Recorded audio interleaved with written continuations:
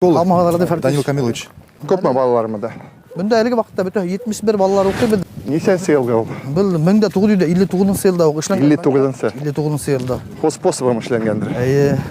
Балалар... На халық елашып нашатымында. Именно халықтың күсімен ішленген мәктәбінде. Бірінде проектта болмаған бетін ол вақытта.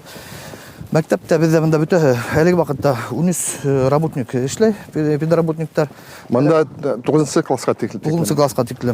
Ұшындай рақманаттығы тереудер, қойып, пока өйдебеді күсіменен район финансирует етіп. А мұнда отопление несек? Отопление бізде газы. Газы. Отдельный.